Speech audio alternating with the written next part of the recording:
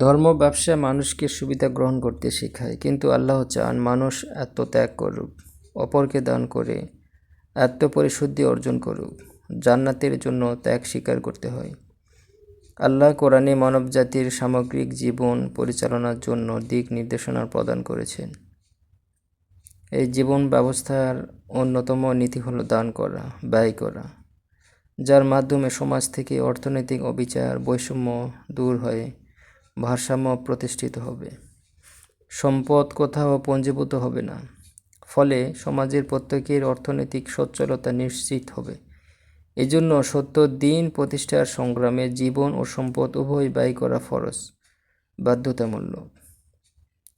আর যেহেতু উম্মতে মুহাম্মদের জীবনের লক্ষ্যই হচ্ছে মানব জীবনে সত্য দিন প্রতিষ্ঠা করে যাবতীয় অন্যায় অবিচার দূর করে শান্তি প্রতিষ্ঠা করা, তাই মুমিনের সংজ্ঞার মধ্যে আল্লাহর সম্পদ ও জীবন উৎসর্গ করে দিয়ে সংগ্রাম করাকে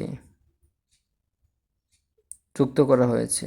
এর অর্থ হচ্ছে আল্লাহর রাস্তায় সম্পদ উৎসর্গ করা কেবল ইসলামের একটি আমল নয়, এটি মুমিন হওয়ার জন্য শর্ত। এই জন্যই কোরআনে আল্লাহ বহুবার তাগিদ করেছেন, খরচ করো, ব্যয় করো, কিন্তু বোধহয় একবারও বলেননি যে সম্পদ পুঞ্জীভূত করো।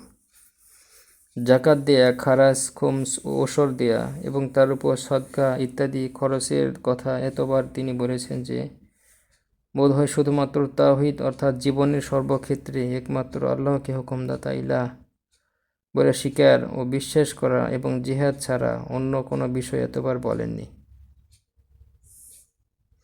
পবিত্র কোরআনে অন্তত 22টি খাতে সম্পদ দান করার নির্দেশ পাওয়া গেছে।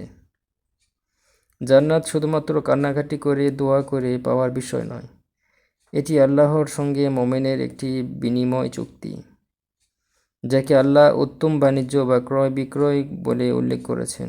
মুমিনের নিজের জীবন ও সম্পদ আল্লাহর রাস্তায় অর্থাৎ সত্য প্রতিষ্ঠার সংগ্রামে মানবতার কল্যাণে ব্যয় করবে। বিনিময়ে আল্লাহ তাকে জান্নাত দেবেন। তবে কি মুমিন আল্লাহর কাছে কান্নাকাটি করবে না? হ্যাঁ, অবশ্যই কান্নাকাটি করে আকুলভাবে চাইবে যেন সে তার জীবন সম্পদ আল্লাহর রাস্তায় ব্যয় করতে পারে।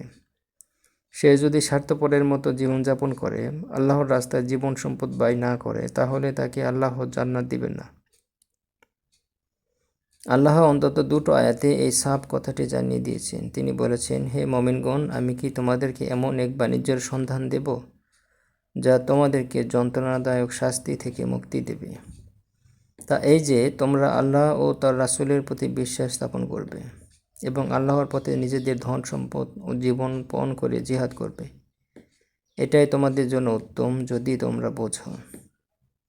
তিনি তোমাদের পাপরাশি ক্ষমা করবেন এবং তোমাদের প্রবেশ করাবেন এমন উদ্যানে যার পাদদেশে নহর প্রবাহিত এবং এমন উৎকৃষ্ট বাসগৃহে যা স্থায়ী জান্নাতে অবস্থিত। এটাই মহা সাফল্য। অন্যত্র তিনি আরও সুস্পষ্টভাবে এই কেনাবেচার কথাটি উল্লেখ করেছেন যে আল্লাহ ক্রয় করে নিয়েছেন মুমিনদের থেকে তাদের জান ও মাল, এই মূল্য যে তাদের জন্য রয়েছে জান্নাত। তারা সংগ্রাম করে আল্লাহর রাস্তায়, যুদ্ধক্ষেত্রে শুধু আল্লাহর সন্তুষ্টির জন্য, হত্যা করে এবং নিহত হয়। সুতরাং তোমরা আনন্দিত হও